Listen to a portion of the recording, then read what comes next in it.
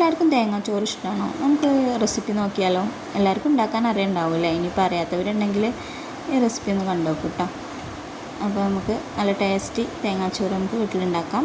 അപ്പോൾ അതിന് ഞാൻ മട്ട റൈസാണ് എടുത്തിട്ടുള്ളത്. ഒരു 4 കപ്പ് എടുത്തിട്ടുണ്ട് കേട്ടോ. പിന്നെ അതിലേക്ക് ഒരു ടേബിൾ സ്പൂണ് ഉലുവ എടുത്തിട്ടുണ്ട്. നന്നായിട്ട് നമ്മൾ കഴുകി എടുക്കുന്നുണ്ട് കേട്ടോ അത്.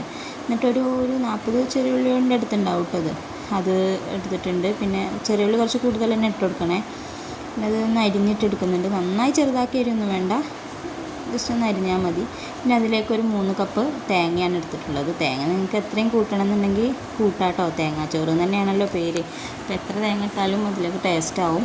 പിന്നെ ഒരു ടീസ്പൂണ് വലിയ ജീരകം എടുക്കുന്നുണ്ട്. പിന്നെ ആവശ്യത്തിന് ഉപ്പും പിന്നെ കുറച്ച് വെളിച്ചെണ്ണയും കൂടെ ഒഴിച്ച് കൊടുക്കുന്നുണ്ട് കേട്ടോ. എന്നിട്ട് നന്നായിട്ട് കൈ കൊണ്ട് തന്നെ നല്ല മിക്സാക്കി എടുക്കുക.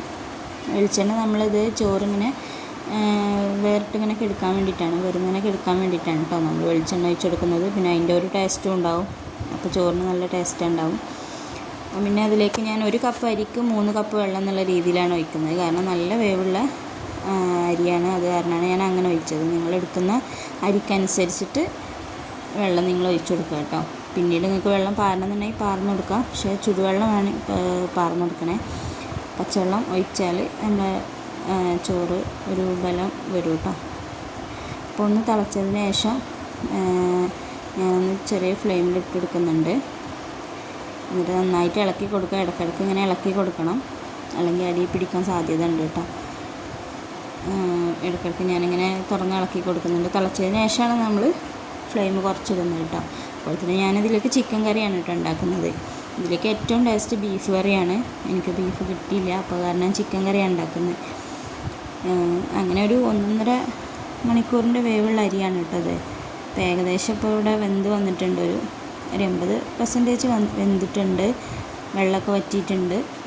അപ്പോൾ ഞാൻ എടുത്ത വെള്ളം പാകമായിരുന്നു കേട്ടോ. 3 കപ്പ് വെള്ളമാണ് ഇതിൽ ചേർത്തത്. അങ്ങനെ അത് നല്ല പാകമായിരുന്നു. 1 കപ്പ് അരിക്ക് 3 കപ്പ് വെള്ളം. അപ്പോൾ എന്നിട്ട് അതിന് ശേഷം ഇങ്ങനെ വെള്ളമൊക്കെ ഒന്ന് വറ്റിയതിന് ശേഷം ഒരു ലോ ഫ്ലെയിമിലിട്ടിട്ട് അതൊരു 15 മിനിറ്റ് നന്നായിട്ട് അടച്ച് വെച്ച് വേവിക്കുക കേട്ടോ. തുറക്കാതെ നന്നായി അടച്ച് വെച്ചിട്ട് വേവിക്കുക.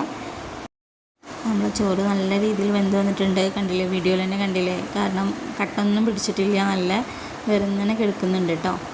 അപ്പോൾ എനിക്ക് പണ്ടൊന്നും ഈ ചോറ് ഇഷ്ടമുണ്ടായിരുന്നില്ല കേട്ടോ. എനിക്ക് തോന്നുന്നു ഉലുവൻ്റെ ഒരു ചെറിയൊരു ബിറ്റർ ടേസ്റ്റ് ഉണ്ടാവുമല്ലോ അത് കടിക്കുമ്പോൾ, അതാവും കേട്ടോ.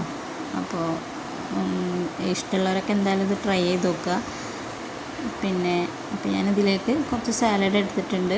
പിന്നെ പപ്പടം, ഇത് പപ്പടം കൂട്ടി ഒറ്റയ്ക്ക് തന്നെ കഴിക്കാം കേട്ടോ. നല്ല കട്ടൻ ചായയുടെ ഒക്കെ കൂടെ നമുക്ക് കഴിക്കാവുന്നതാണ്. പിന്നെ ഞാൻ നല്ല ചിക്കൻ കറിയും കൂട്ടിയിട്ട് കഴിച്ചു. ഇതിലേക്ക് ബീഫ് കറിയാണ്, ഞാൻ വീണ്ടും പറയുന്നുണ്ട്, ബീഫ് കറിയാണ് ഇതിലേക്ക് ഒന്നും കൂടെ ടേസ്റ്റ്. ബീഫും തേങ്ങാച്ചോറും നല്ലൊരു കോമ്പിനേഷനാണ്. എന്നാലും ചിക്കൻ കറി നല്ല ടേസ്റ്റ് ഉണ്ട്.